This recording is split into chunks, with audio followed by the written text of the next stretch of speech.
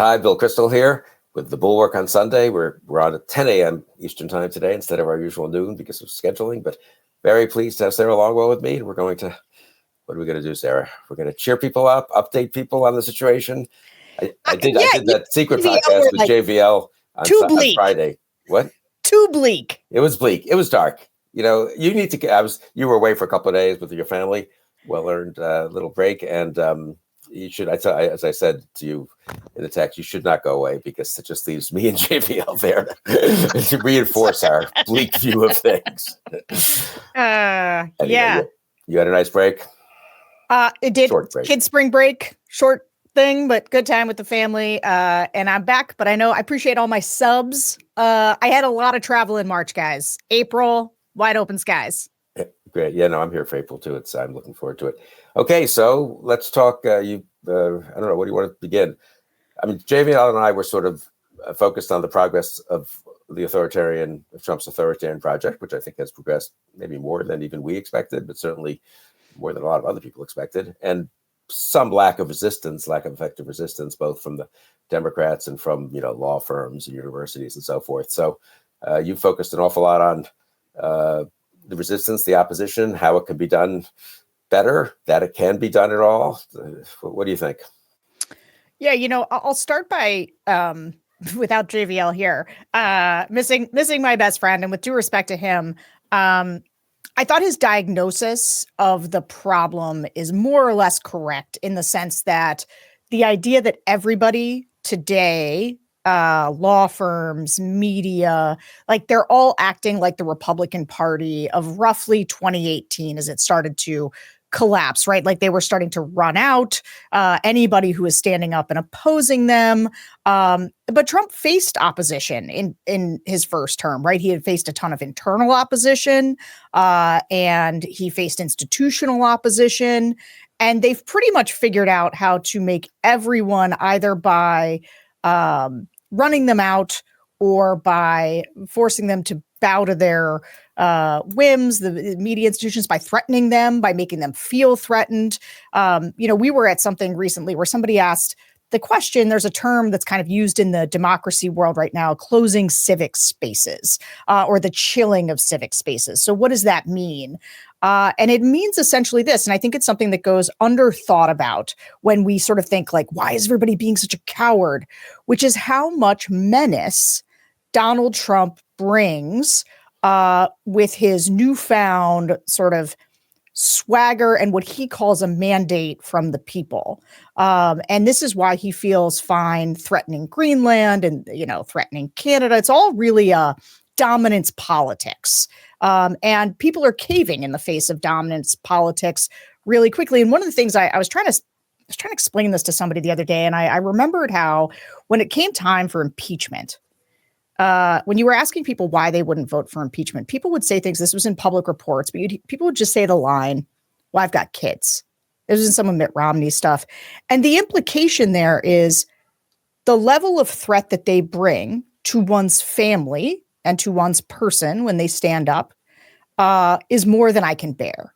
And so that menace now is like rippling through our entire society, and most people are unwilling to fight.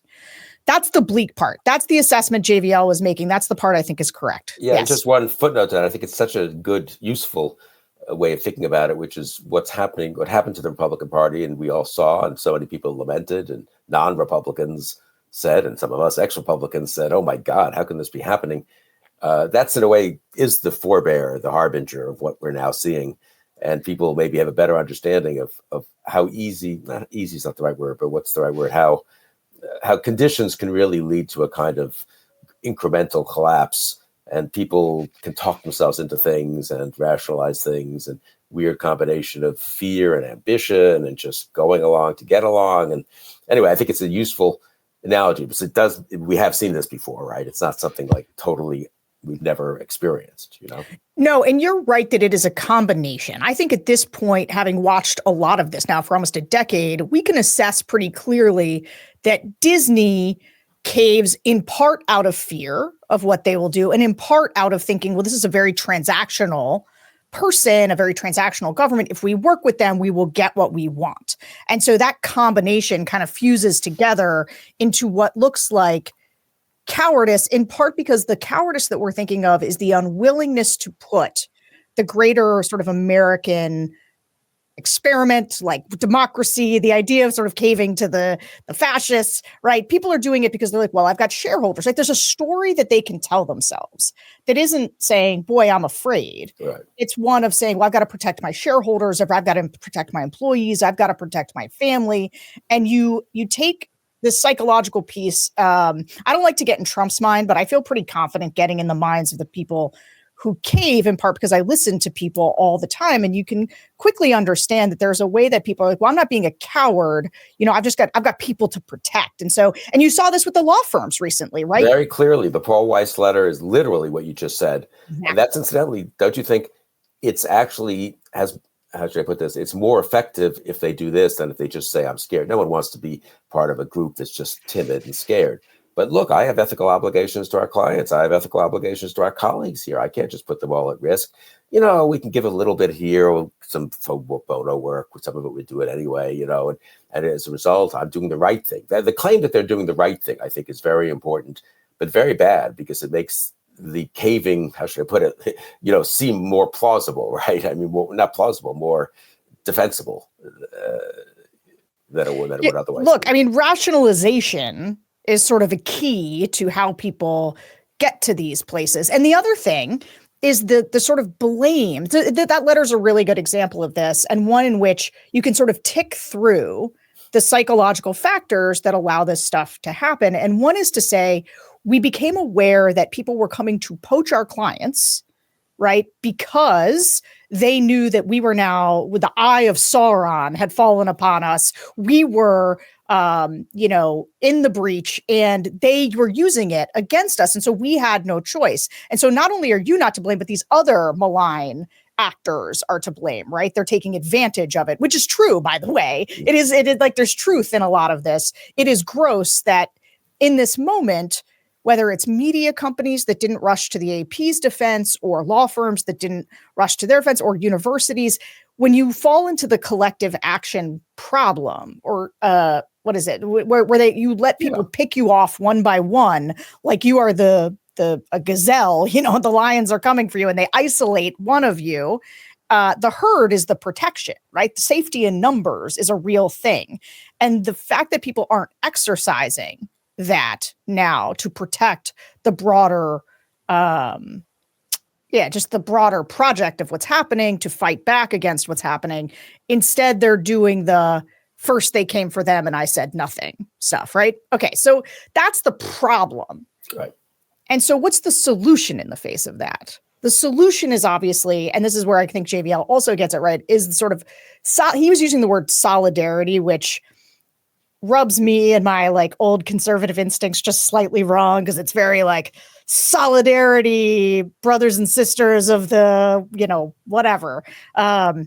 That's always, it's not quite for me, but it is true that all of us in a broad sort of coalition protecting one another is deeply important. And hoping that you just get eaten last is not a good strategy. It is the strategy for ruin.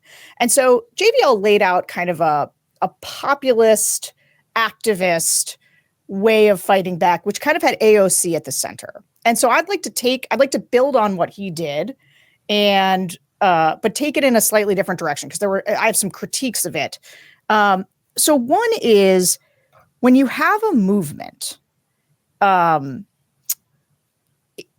like, I am concerned that AOC, you and I were in Phoenix, right? We're in Phoenix, and Bernie and AOC had just been in Phoenix, and there were people at our live show who had also been at the Bernie and AOC rallies. And I was like, who are you people?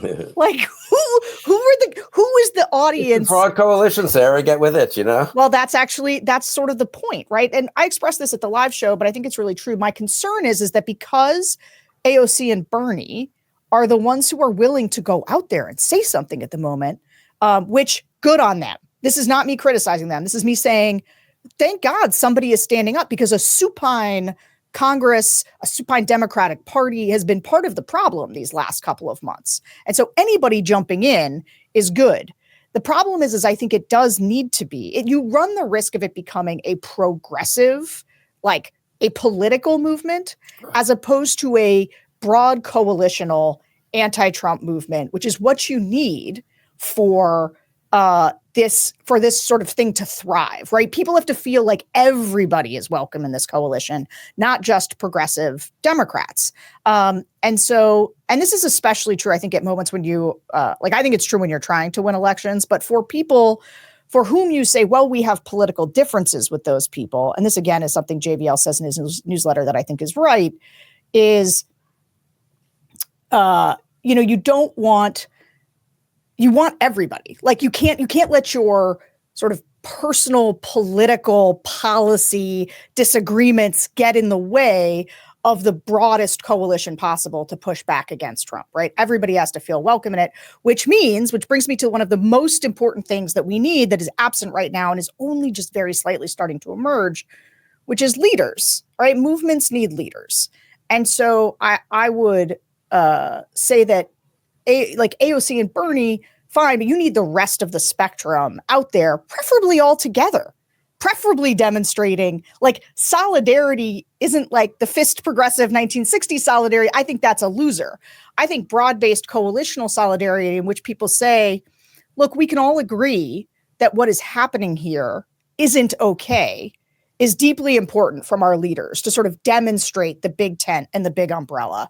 So I'll just stop there and let you react to that. No, that's great. I mean, and do you think the leaders, so I guess I have 2 points. One, I just, my footnote to what you said is, I think the leaders could be different people for different issues, so that if it's the signal gate, insanity, let the veterans and the people who have military and intelligence experience be Seth Moulton and Jake Auchincloss and Jason Crow and Melissa Slotkin explain just how terrible this is. If it's what Robert F. Kennedy Jr. is doing to HHS, and as Jonathan Cohen says this morning in a very good piece in the Bulwark on the Bulwark website, and is gutting our opioid prevention efforts. Let the physicians speak up. And, I think there are a lot of, right. I mean, I think having leaders doesn't mean one leader necessarily for now. Do you agree with that? I totally agree. And in fact, for a mass movement, right, and this is where I guess my biggest deviation from JVL is I don't want Bernie and AOC to be the singular representatives. Right. I think it's too easy to dismiss. Like, just forget my personal policy preferences aside, thinking just strategically as a matter of broadest impact, right? You want them to put lots of different people forward. So there's different avatars for people to sort of tag on to and say, oh yeah, this is a movement for me too. Not me too, but like me as well. Right. And so, but leadership is deeply important. And I think that it can be Democrats, but it doesn't need to be elected officials, right? I was going to ask about that. How much of it should be elected officials or federal officials? How much could it be, prominent physicians who are saying, I've been in this field for 30 years, and it's going to damage our biomedical research and our healthcare ultimately, and so forth. Yeah. I mean, look, I think that it can be anybody, because the antidote to the closing civic spaces due to fear, right? Why aren't people speaking up? We've acknowledged that there's real fear, which requires then bravery, right? Bravery from people willing to put themselves out there at a moment when these guys are starting to test every boundary of how hard they can go at people. And so you're seeing people move to Canada. Okay, I mean, I guess, but if you're like, look, I see things clearly, and so I'm moving to Canada, my response would be like, that is not how we solve this. Like, we are going to solve this by people really fighting, by people saying like, no, from every corner that we can muster, the medical community, the military community, everybody saying, God, what is happening right now is outrageous. And I have expertise in this. And that doesn't mean we're defending crusty old institutions or anything like that. We are just looking at what Trump is doing and saying, this is not who we are. And so I think that bravery is extremely important from elites. I mean, look, I made this case the whole time going into the Trump thing, and people didn't do it. Our generals didn't step up. Our generals didn't talk to people directly about the threat. And now here we are. And so I think there's a way in which people fight the last battle, right? And so they say, well, we didn't win with, everybody's sort of speaking out against Trump or whatever. And I'm like, that's like saying, we never tried this thing and it didn't work. Like we really have not had since Trump's inauguration the first time, kind of a mass movement against him. And we need to start facilitating that, but it doesn't mean just hodgepodge groups getting in the streets, because those are just going to be your biggest sort of partisans. And you need it to be kind of a movement of normies. And I use normies advisedly in the sense that, it has to be things that are felt by people who are not animated by politics necessarily, but by a resistance, to use a phrase, of what is happening in this moment. Which brings me to my next sort of big thing that I think needs to happen, which is the reason that happens isn't because of democracy.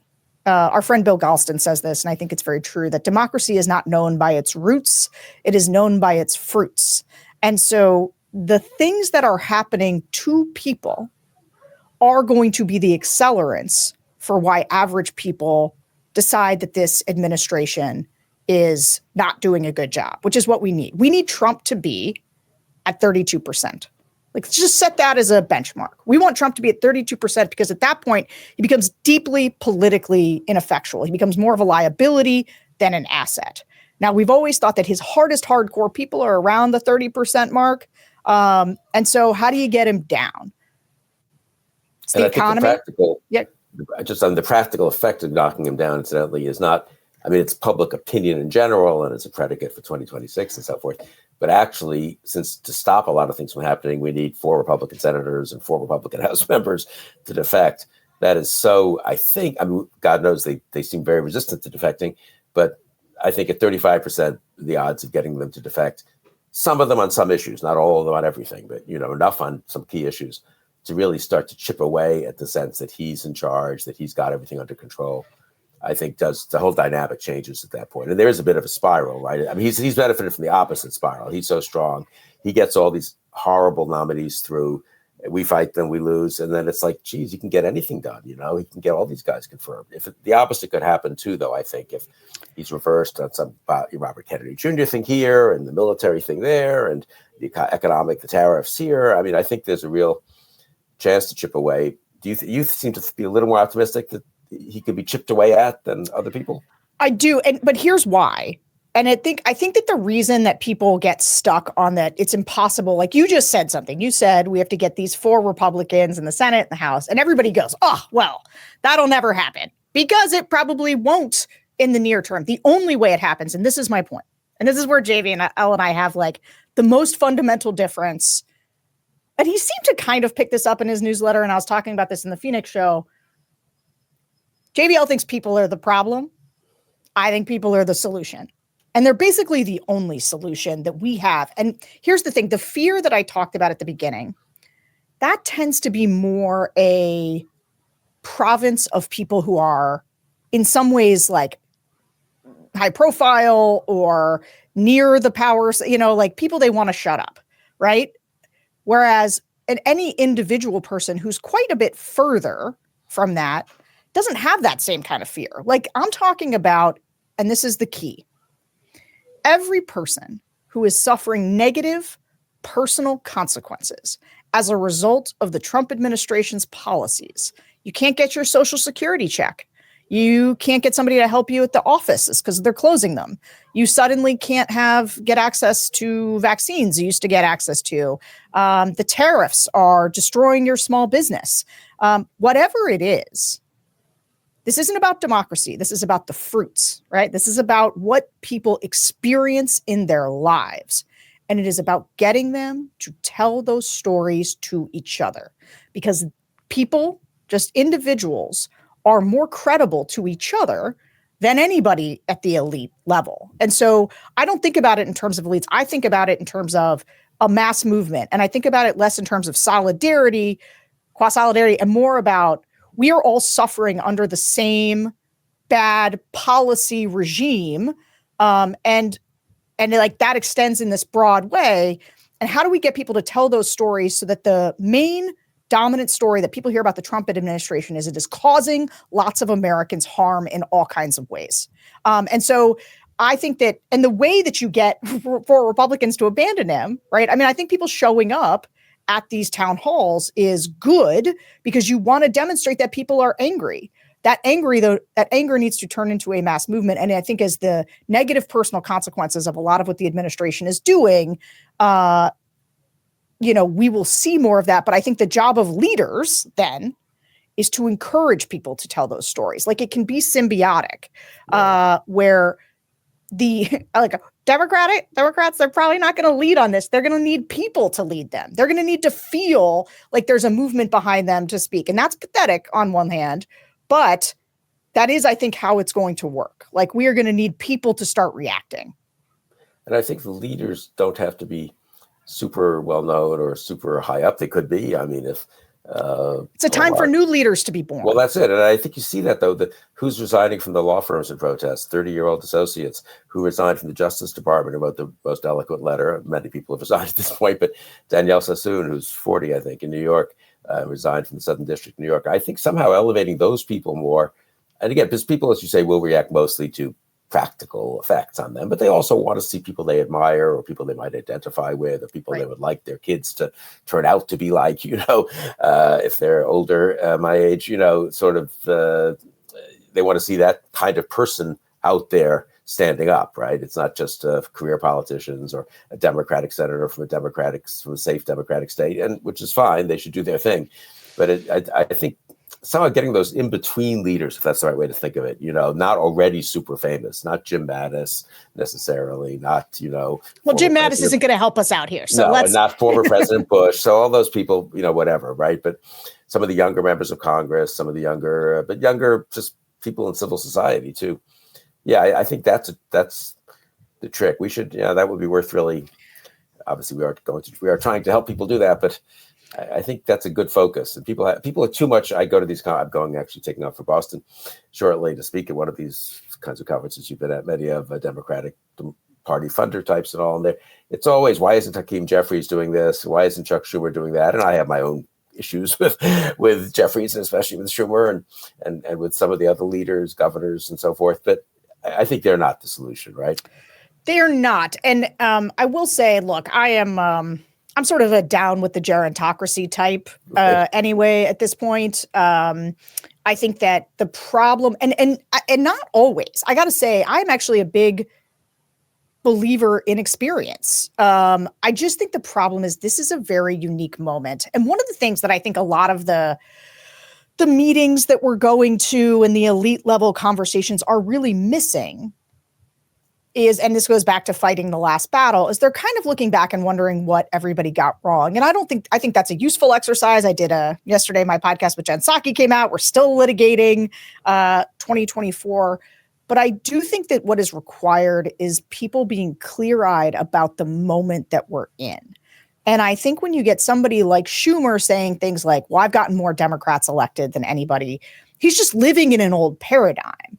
Joe Biden and his team were living in an old media paradigm. And all of that stuff has changed. And so it's not that I'm just saying like, well, we need younger people, but I do think we need people who are native, so to speak, of sort of the media moment that we're living in, because Democrats are congenitally, for some reason, very timid, very risk averse.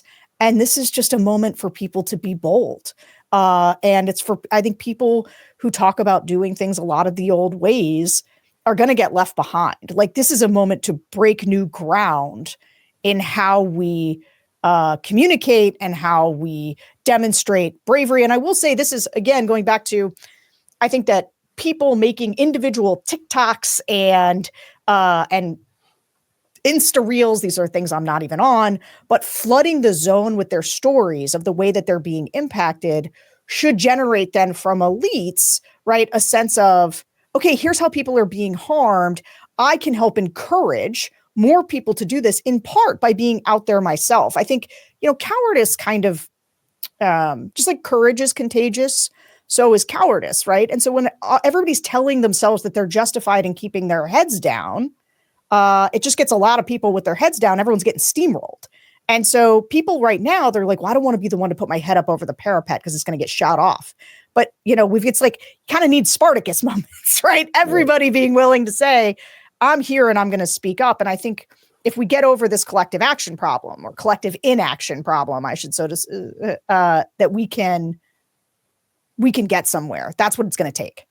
I mean, one way to get over the collective action problem, I was thinking this as you were speaking, is of course there are people who have acted already. I think I come back to the people who have quit, who have resigned from positions they didn't want to resign from. They enjoyed being at and really valued being at the Department of Justice and being part of the American legal system. They valued being in charge of vaccines at NIH and Peter Marks and really doing a lot of good for a lot of people. That's what their career, that was their ambition, that was their hope.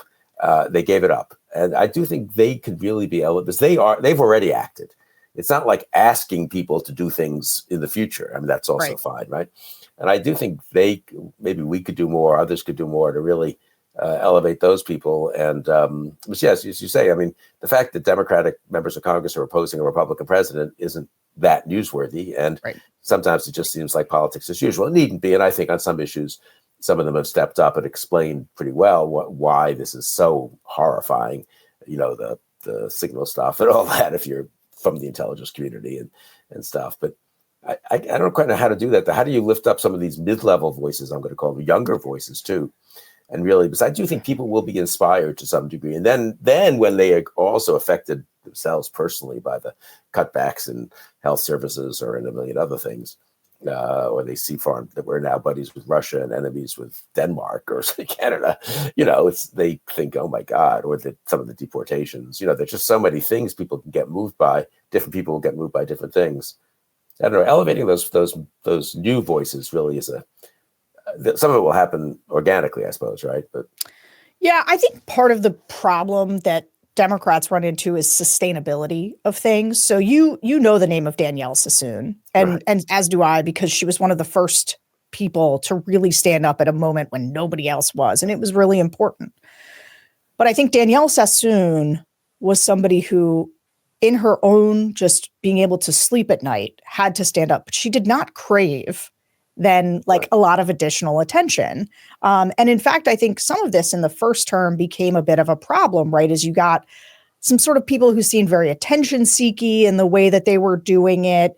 And it kind of besmirched some of it. People were like, oh, well, you just want to get a sinecure on MSNBC. And it seemed a little, and I think you're going to, so some of these people, their heroism needs to be sort of acknowledged and sustained in a way where people get to know who they are or why they do it. But she didn't go on a media tour. No. And that I think is for the worse. And so and you think about this is the better for her. I mean, it's for the worse in the sense. Worse for us. Yeah. But think about how, what's that guy's name who was the lawyer for Stormy Daniels? He became a resistance superhero, and they burned bright and then flame out because you realize, oh, this person's such a scumbag. Right. And so, but these people who are not scumbags, we've sort of got to figure out who does somebody show up and say, hey, you did a super brave thing, and we want to help you. We want to have, there's all this, I think, pent up money right now that's not going to Democrats, and people are like, what can I do? And this is the thing. People are like, what can I do? And I have two things. One is help protect the people who are doing it, help keep them safe, whether that's supporting them or supporting organizations that are supporting them, which is probably the more practical way to do it. And then the other one is to encourage people to tell their stories publicly. You as an individual are actually safer than a lot of the people at the elite level that the Trump administration will go after. They're much less likely to try to go after, thousands of just regular people saying I've been harmed in this way. They're much more afraid of people than they are of elites, because they can besmirch elites. They can make you out to be a monster. They can find ways to go after you. And people are scared about that. But individuals who are just living their lives, you guys have the power right now. We need to help people understand that. And can we practically do that? I mean, we, under your leadership, we did a pretty good job, I think, of getting Republican voters against Trump up and going, and a lot of regular people. It took a lot of work, obviously, to get these people, find them, help them do their, just help them mechanically do their videos, and then, of course, make them circulate them around on digital media and sometimes on paid media. Is that doable in a sort of less electoral, less partisan context where you're trying to get regular people to talk about the effects of tariffs or the effects of Social Security offices closing? And I mean, or different groups, I guess, could do it differently, right? There are groups that are in touch with a lot of Social Security recipients, but I think your advice to them all would be to kind of focus on the regular people, right? That is my advice. And also, and obviously, you know this, I'm not ready to get there right now, but like we will talk more about, I think, what we can do practically and how people can help. I will just say the biggest thing we need is you have got to get Democrats to figure out, and I don't mean, maybe not even Democrats is the right thing to say. Maybe it's the pro-democracy movement, but there are all these groups that have been funded for years, decades, that have constituencies or people that they work with or sectors that they focus on. And I think, when was the last time you saw them have anything remotely close to a coordinated messaging strategy? Yeah. Right. And this should be something where people can come together and coordinate. And I think everybody's been sort of casting around for something to do. And I think getting everybody who really cares about opposing Trump to get on the same page about how we help people tell these stories is sort of the next step, the most important thing strategically. No, that's good. And people are looking, final thing I'd say, people are looking for the message, but in a way, the ultimate message is pretty simple, right? Trump's doing a lot of damage to the country and to you. And then people can pick the particular Trump's failing. ways failing. in which he's doing damage. Yeah. Yeah. He's failing and he's hurting you. Trump's failing and he's hurting you. I saw something just now before we began about, some law firm type, a good person on our side, so to speak, saying, if law firms won't defend the rule of law, who will? And I sort of take the point he was criticizing Skadden and Paul Weiss. I'm very sympathetic to that criticism. On the other hand, regular people kind of need the rule of law, right? We need the rule of law, not just law firms. We benefit a lot from feeling like we're not going to be persecuted because of our political views, that Social Security checks are going to come out no matter whether you're a Democrat or Republican, everything, all that kind of stuff. And if you're, the obvious, the government's not going to come after us because they don't like some social media posts. So I don't know. I feel like, making this more concrete for people. And it doesn't, obviously the economic stuff is the easiest in a way to make concrete, I suppose, the government benefits or terrorist type stuff. But some of these other things are pretty concrete too, And so I feel like that's a very important, somehow that people haven't really focused enough on that, Yeah. I mean, look, this idea that there is a message is a myth. Or that there's a word or a phrase or a thing that's good. And I'm a messaging person, but like, that's not a thing. That's not a thing where you're going to come up with one. And and when people do this, they come up with Build Back Better or Bidenomics or some other mushy nonsense.